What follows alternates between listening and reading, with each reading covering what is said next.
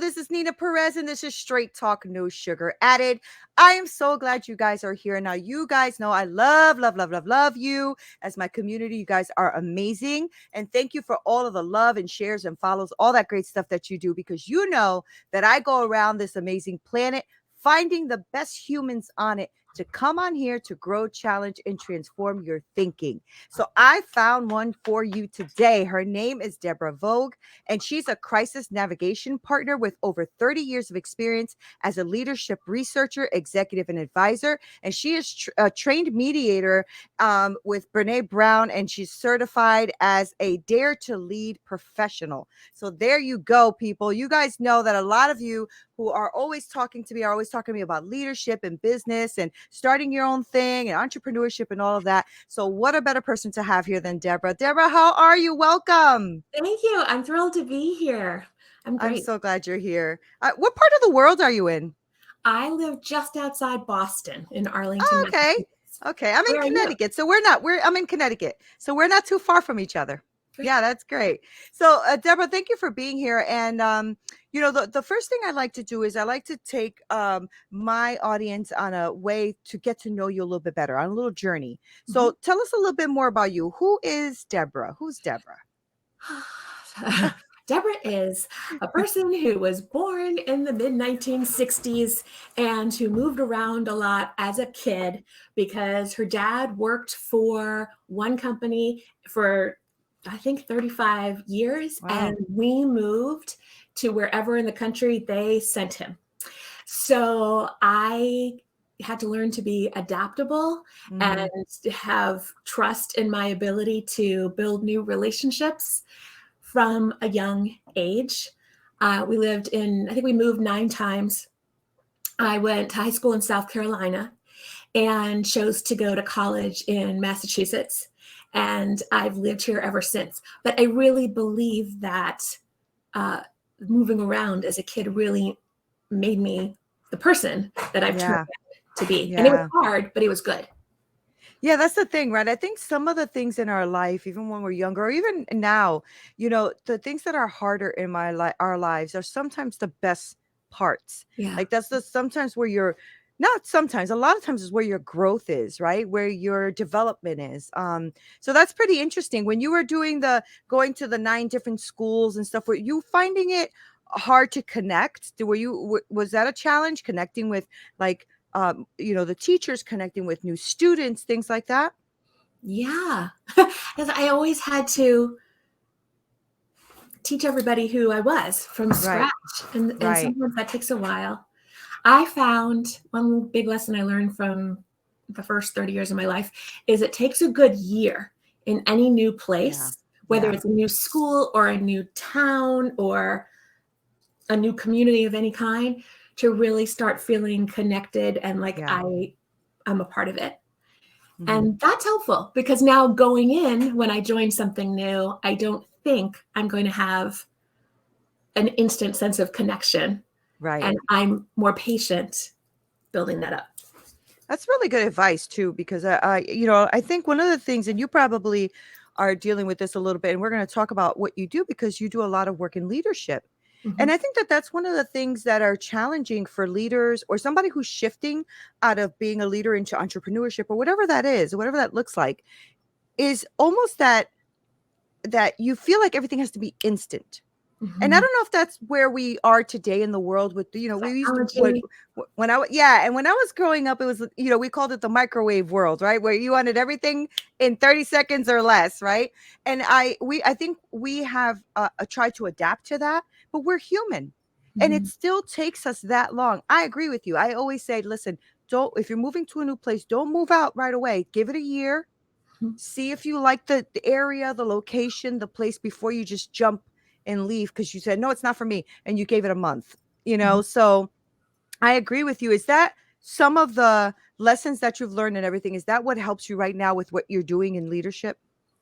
Yeah, for sure. So because that's what I went to when you said, who are you? I went to who I was for the first 18 years of my life. Yeah. That's formed who I am. So I was that person who people would go to and say, I'm having a hard time with this. and, or, I'm fighting with my parents, or I'm not getting along with my boyfriend, and I was the person who was like reading advice columns all the time. Right. I would read my Good Housekeeping magazines to get all the tips and tricks for how you do everything. So And cool. I wanted to learn everything I could and then share whatever I was learning. What I realized about 3 years ago that I didn't get was there was this thread through the tapestry of my life that was about helping other people through crisis and about getting through crisis myself. Whether the crises were, for me, moving around a lot. Something just happened on my computer. That was weird. I'm not even touching it. Whether that was for me moving around a lot, or, I mean, all the challenges that people have as kids adjusting to new environments, or it was helping friends with things that they were struggling with. Their parents were getting divorced. Thank goodness that never happened with me. Later, I got divorced. My parents are still together, amazingly. Like, I lost track, almost 60 years, I think. But awesome. For me, I got divorced. I went through my own crisis. I had my kids having medical issues that became, special needs for them that I had to deal with. Right. I got laid off from jobs. So I had my own crises that I had to get through, and I was helping other people. And I realized that my specialty, when I looked back, was working with women, initially girls, and initially, nobody was paying me, who were leaders in their own way, whether they were and are now running an organization, running a team, running the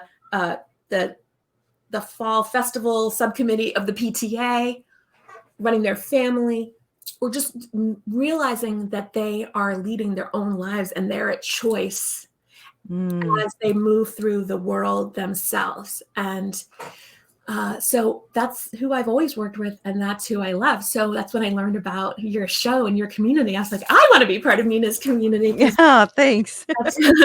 That's the women that I want to surround myself with. Yeah, and that's the women that are listening to you right now too, right? Like, my audience knows, sorry guys, you guys know, I'm a 60% women right now. It's actually, like, I think it was like a month or two ago, it was like going at 50-50. I was like, whoa, okay, guys are peeking up their ears. But you know what? I think I have a passion for women too, is because I've been through a lot of crisis myself as well. And I have a gifting. Yeah, for sure. And I have a gift of just pulling what I see a greatness out of someone. I want to pull that out. Even in the middle of their crisis, I see something powerful and I always want to pull that out. And so I'm jiving with you here, Debra. I'm jiving. Yeah, So totally. were you in like corporate and then shifted to having your own, or how does that look? Yeah. Okay, so I studied psychology at college. I majored in psychology and American studies. My senior year, I took a class called Problem Solving in Organizations. And I was like, this is it. This is where psychology and business meet each other. This is what I'm really interested in. This is what I want to do. So lucky I took that course. And so I got interested in organizational change. I had always been interested in individual change, like, going back to reading, Miss Manners.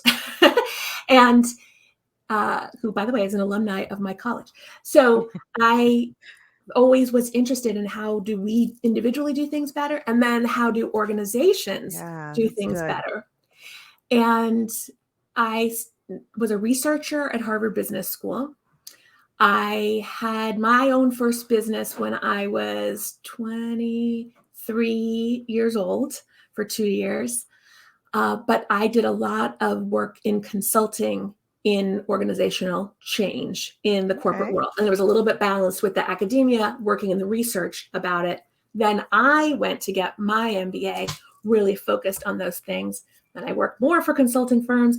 And then I realized that organizational change does not happen unless individuals change. And as my career has grown, I've become more and more interested in working with one person at a time and working with one organization at a time. But my favorite is the sweet spot of working with a leader and then working with her team and getting to really know that organization and support all the individuals to achieve the goal. And frequently that starts with the organization or the leader is in a crisis.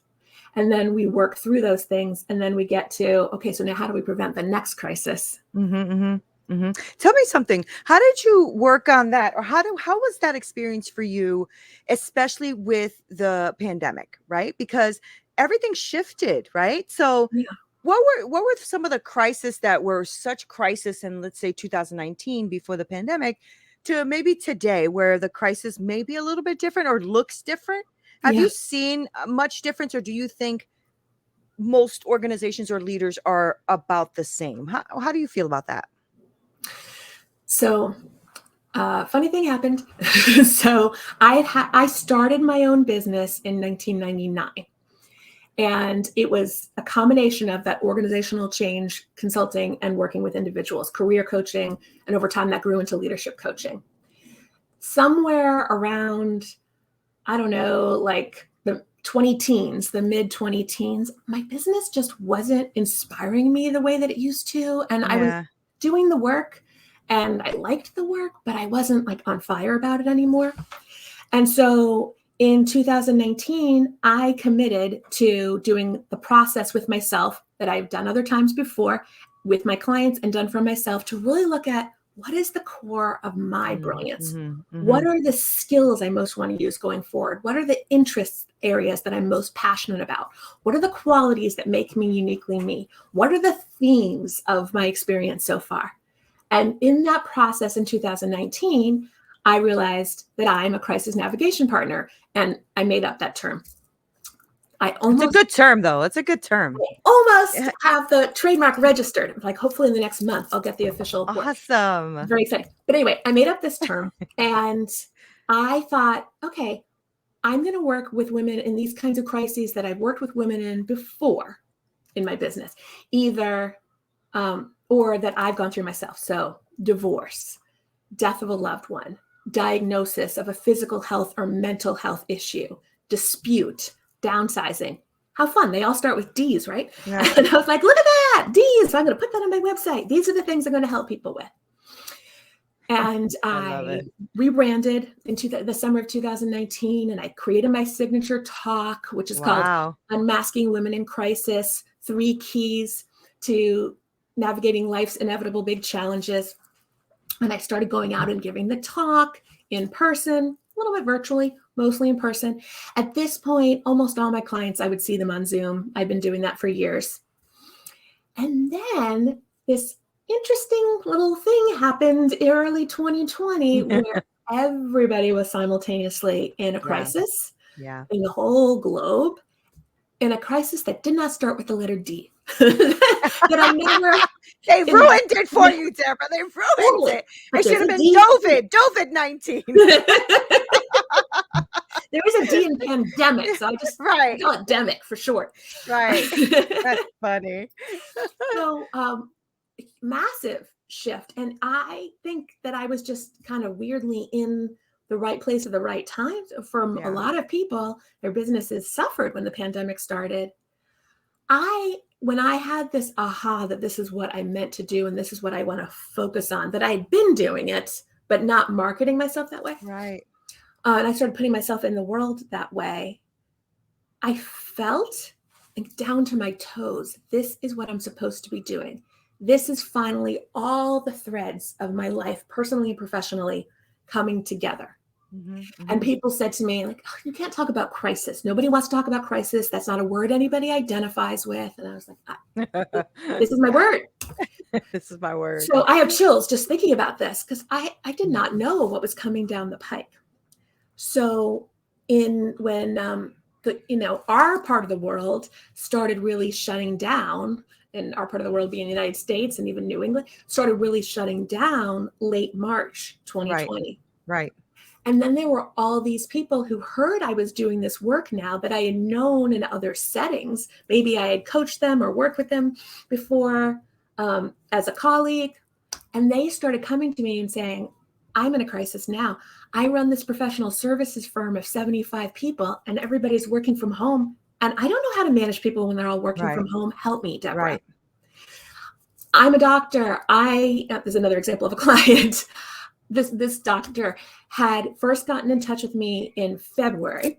She said, I am this close to burnout. I run a division of this major hospital in Boston, and I am exhausted, and I don't know how much longer I can do it. And I said, okay, let's work on this together. Burnout is a crisis. So she hired me, but she didn't have any time to start because she started having all these medical cases in her hospital. Right. Then she had all different things that she had to deal with as a leader of the division in this major medical department. And her burnout was getting worse. So she's, Debra, help me how I lead my team, and help me with how I'm leading my life. And then how do I take care of my kids? My 3 kids are suddenly home from school all the time. And how do I help them? This is real. Yeah. At the hospital. So I do think that the pandemic changed the professional work world in the United States significantly. I know it did as well outside the United States, and I have some international clients, but I don't consider myself to be an expert on other work cultures outside the US work culture. And we all had more needs, and we all needed more support, and we were all lonelier than we had been before.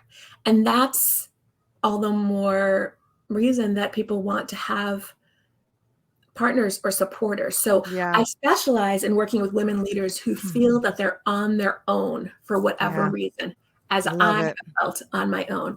And you can feel on your own because you're a single parent. You can feel on your own because you're an only child taking care of elderly parents. You can feel on your own because you're running an organization and it's lonely at the top. You're probably not actually alone, but that feeling of I'm carrying this all by myself, and I have so much in my head, and there's so much to do, and if I don't take care of it, people are going to suffer. Such a huge burden. And I have been there, and I have felt it. And I became a crisis navigation partner because I wished I had one when I was going through some of my toughest things, especially as a single mom. Yeah. I really, really love that, because that's on my heart too, Debra. And so that I know that I relate to you, but I also know so many people do as well, especially the women who are listening and like, oh my gosh, Debra's speaking my language, right? Because that's one of the things I offer in my coaching as well, is I never leave them. I continue to be their partner. Because we become friends anyway. You become friends with these people, right? You become I fall in love with each one of my clients. Me too. I do too. Me too. Every time they're like, I'm your favorite, I'm like, yes, you're my favorite. And yes, you're my favorite, because I love them so much, and I never, I love the term, by the way, that crisis navigation partner is such a beautiful term. So I'm glad that you're trademarking that, because it is so it's such a big need, and something that I feel, especially now after this pandemic, that people can really relate to now, right? Because most of us are shifting in a big way, whether we're leaving our C-suite positions, whether we're leaving the medical position, where we're, and then we're like, oh shoot, I don't know how to do this by myself. I'm in a crisis here, right? And what you just used as an example is so real, Debra, right? Like the fact that she's running a whole medical unit, that she had to be, worried also about, contracting the virus, right? Also, she couldn't work from home. She's a doctor. Exactly. And and then you're thinking, do I bring this home to my family? How does my family, this is real stuff. I'm so glad she found you, because most people, I mean, you probably had done this too. We navigate this alone for a long time. Yes. Right. And you're exhausted. Yeah. I totally get that. And when you said you've been through a lot of crisis, and I said we all have, I didn't mean to in any way shift the focus back to me and take anything away from you. What I meant was literally, when I go around and I give this talk and I define crisis for my audience, which is very often virtually now, I'll give a lot of more of my talks online and speak on podcasts and stuff. But when I have a live audience in front of me virtually or in a physical room, and I define crisis and I say, how many of you have experienced a crisis in your life? Please raise your hand. Of course. 100% of the time, 100% of the people raise their hands. And what I realized, when I was writing this talk, is crisis is inevitable in our lives. That's right. My name's Debra. I have been living in fear of being a Debbie Downer since Rachel Dratch did that character on Saturday Night Live. So I don't want to be a Debbie Downer. But the fact is that we all are going to face crisis in our lives. We have, and we're going to face more. Yes. And we don't know what the scope is going to be. We don't know what the scale is going to be. We don't know what the timing is going to be. but there's things we can do to prepare. Yeah. And there's things we can do when we're in it, so it's not as painful. Right. Like Right. I can't take away, one of my clients, she's a vice president of marketing for a tech firm, and her partner has glioblastoma and he's dying. And I wish I could take that away. I cannot take that away. But Right. I've been able to support her through the process to make sure that she can still be the leader she wants to be in her family and of the tech firm Yeah. and of her own health Right. while It's a lot. supporting him as she goes through that. Yeah. Yeah. That's amazing. I really love that, you're taking care of women in this way. And I want to talk to you a little bit about that. How is it like if somebody's listening right now and is like, oh my gosh, I really connect with Debra. This is something that I really like about what she's saying. I want you to take us, if you can, a Yeah. little bit through the experience. Like if somebody, wants to work with Debra, what does that look like? Is that, just one call and done? Is that something where they, you build a relationship throughout time? Is it long? Like, tell me a little bit about what your program's name is, if you have one, and Yeah. what it is you do. Yeah. So my business is called Connect To Corporation, and on my website is Connect To, so connecttwo.com. Too. Uh-huh. And I'm on social media as Connect TWO on LinkedIn and on Facebook and on Instagram, on Twitter. Mhm. But I don't hang out on Twitter much. But anyway, so that's how somebody could find me and read about it. But what I invite you to do is reach out to me. You can email me at Debra@connect2.com. You can go on my website and click and book an appointment so we can talk. My first conversation with everyone is always no charge. It's for us to get to know each other, for me to listen to your story, for you to be heard, and for us to talk about what you would like the best possible outcome of this very difficult situation to be. And then we talk about how can we work together to get you there. So I work with people on their strategic communications, with their communities, with their families, with their doctors, with their lawyers. I work with women on the emotional support. How are they taking care of themselves? I'm the person who remembers the names of all the people in their stories. So then when they call me up and they go, you won't believe what Jane did today, I know exactly who Jane is. Right. That's great. I'm a relational person. So while I love to speak to audiences, and sometimes new people come to me that way, most of my clients are people who have known me in some other way in life, and then they refer other people to me, or they come back again. So I'm in it for the long run. When I start working with you, I am here, and I have a way that you can just hire me for an hour, for an hourly fee, and that's it. You can do that. Also, I have a retainer package that is 10 sessions. So it's like you buy 9 and you get the 10th free, and you can use that anytime over the 6 months. I also have a really intensive 6-month package that's, not hourly, kind of a flat rate thing. And I also do half-day intensives with people. So there's flexibility. Almost everybody ends up doing the at least one retainer with me, and then some people renew, and then some people throw in a half-day private. People do it all different ways that work with them, but I try to be flexible. One of the pieces of advice I got was you have to do everything in packages. Like that's what they tell coaches. You have to have a package. This is what's in your 1-year package. This is what's in your 3-month package. But I just think that when people are in crisis, they can't necessarily think about exactly how the next 6 months is going to go. But they can think about, okay, I have an hour. Fair. Or they can think about, help me for 10 hours, but I don't know which 10 hours yet. Yeah.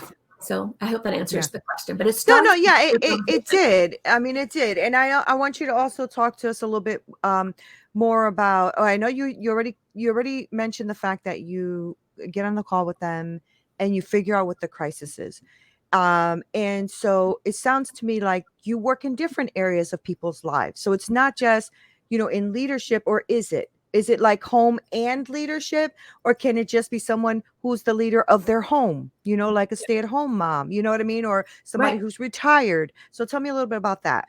So for me, a leader is a person who realizes that he or she is at choice in life. And choice is unquestionably a privilege. But even when you don't have a lot of privileges, you can still have choices about how you react, how you respond. So for me, it's not about how many people are you in charge of. It's about whatever setting you're in, family, personal, professional, team, group, whatever. What do you want to create, and how can I help you remove the obstacles you're facing to get from here to there? One more way that I do that with people that I didn't mention before is research. I love research. So people give me research projects that they don't have time to go figure out. And they'll say, Deborah, go figure this out for me and come back with the answer. And that's another way. Sometimes people use their time with me. So it's not always one-on-one live coaching. And I love to edit. I edit documents. I help people draft documents. So I'm really responsive to what's needed. But there's big themes of communication, data-driven decisions, allowing yourself to have a vision, even at the most challenging times, and choice. That's wonderful. Oh, wow. Okay. So you're doing, you are really supporting them in it sounds like in like any area that is the biggest need at that moment, right? So somebody's calling you and they're going through a crisis, but they really need this research done because they are overwhelmed and burnt out.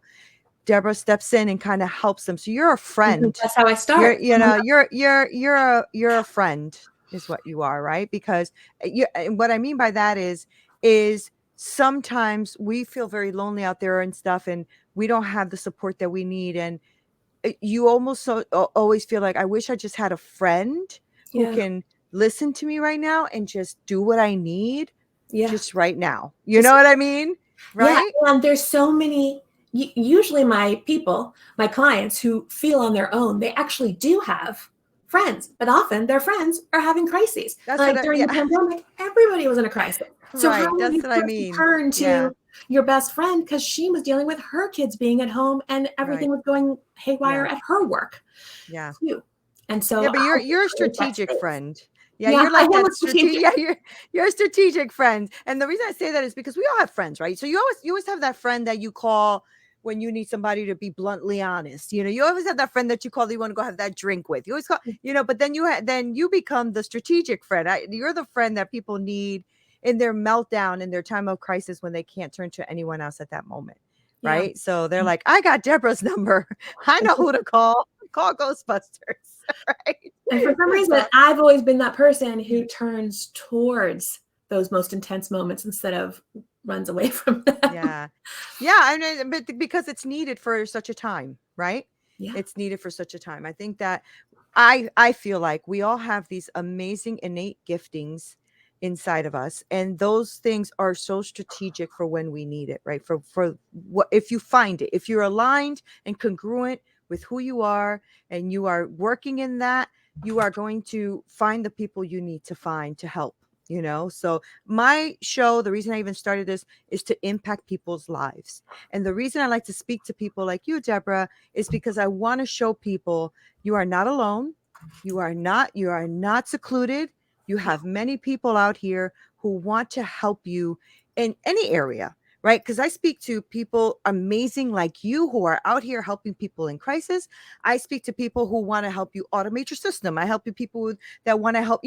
The reason I do that is because I want to show you that life has other options, and so being in the middle of a crisis, or being in the middle of depression or anxiety or a poor mindset, whatever that is, you don't have to stay there. Not one more day, right? So if our show reaches the ears of somebody who needs you, then I've done my job. That's how I see it, right? Yeah. So, and I believe, just to dovetail that, I believe that we are all, every single human on this planet, we are all brilliant in our own unique way. And our brilliance is developed from the hard stuff that we've experienced, the failures we've had, and from our successes and from our celebrations. And when you are tapping into your brilliance and you are leading from that place, everything is easier. Yeah. And so it's my brilliance to help you figure out what your brilliance is. And it's my brilliance to help you figure out how to get from here to there in your crisis by leveraging your brilliance and outsourcing the other pieces. And what you're doing is you're bringing other people who have identified their brilliance and can serve in all these different ways. And it's so cool that we can be women leaders in that feminine leadership model, drawing from our own unique gifts and strengths, making money that way, and just complementing each other, being all the pieces of the puzzle that fit together into this gorgeous image. And I have the chills. I get so excited about me too. I'm like, it's so good. So good, Debra. Leverage their brilliance and so they can live their dreams. I love it. And you're helping women do that by helping them get their messages out there and by helping women hear from people who can benefit them as resources. Yeah, it's beautiful. It's a beautiful thing. And I had somebody here on the show. I think it was maybe a couple of weeks ago, and they were like, "Neena, can I say something?" And I'm like, "Sure." Thank you so much for allowing this platform for us to shine, because you are a coach too. So why are you inviting coaches on your on your show? And I'm like, because you are important too. I can't work with 25 billion people on the planet. You know what I'm saying? Like, all of us have our sweet thing, the thing that we are here to do, right? You are dealing with women in the middle of burnout, crisis, or supplemental help that they need, right? And that is beauty. That's magic, right? And not everybody can do that or wants to do that, right? So I need to highlight people like you so that my audience who's listening right now can say, yes, please, I'll take Debra for 100. Thank you so much. You know what I'm saying? So thank you for being on the show. I'm really appreciative of this conversation and the fact that you are here on Straight Talk and shared this space with me. I appreciate you. Thank you for hosting me, and thank you for being the host that you are, and for highlighting people and for providing resources and connections for people, because my two highest values are connection and contribution. And you're living my highest values. Your awesome. way. You are connecting people through their contributions. Awesome. Thank you. Thank you, Debra. So before I let you go, I do want you to remind people on how they can connect with you. So give us your website and all that again, please. Right. So it's connecttwo.com is my website. And if you look for me on Facebook or Instagram or LinkedIn, and you put in Connect TWO, you'll find me that way. I have a course that I just launched. I teach people how to have difficult conversations, which is a big part of crisis management. And I just created this video course, which you can find on my website. If you're interested, it's a self-paced course on how to win any difficult conversation. Oh, that's good. And I have a coupon code that's podcast. So anybody who's hearing us on Straight Talk, who's interested in that, can put that coupon code in and get a big discount on that video course if they want to do it on their own. That's important too, Debra, not to prolong it. I know I promised you 30 minutes, but that's so important right now, I think, because there is a huge disconnect right now happening in organizations and the workforce, right? Yeah. And having those difficult conversations is actually difficult. It is very difficult. It is very challenging. I have been in leadership for many, many years, and I am actually finding myself having challenges with the newer generation or the new way of thinking. I'm an old school way of thinking. I have an old school, work, get things done. I'm very organized. Everything has to be, the way it is. And most people are like, I'm like, this is difficult. Yes, it triggers me. I might need you, Debra. I need you for that time. But I'm learning a lot. And I think, thank goodness, I also went to school for management and leadership. And so I've learned a lot of those skills, but it is a different world. Yes. It is a different world. So I'm glad you have that course. So you said it's on your website, and the code is podcast, right? Yeah, the coupon code is podcast if you want to go check it out on my website. Yeah. Great. Well, Deborah, thank you for being here. And I really enjoyed this conversation. So I'm so glad we did this. Thank Thank you. you. I'm Thank so you. glad to. Thank you Yeah. very much. Thank you. Guys, thank you so much. Now you heard her. Isn't she amazing? I told you, best humans on the planet here on Straight Talk No Sugar Added. So make sure that you go to her website, Connect to, and then check out that course as well, because if you are in leadership, entrepreneurship too, because when you guys Yeah. are owning your own businesses, like I have my own businesses, Entrepreneurs sometimes are leaders. yes, we are leaders, but we also get in our own way sometimes, because we're the leader now, not someone taking the orders, but someone giving the orders. And that's a different shift in communication. And so you guys really should go on there and check that course out. I love you guys so much. Thank you for always supporting, sharing, and always following the guest on the show. You are amazing. Thank you for being here. This is Neena Perez, Straight Talk, No Sugar Added. Until next time.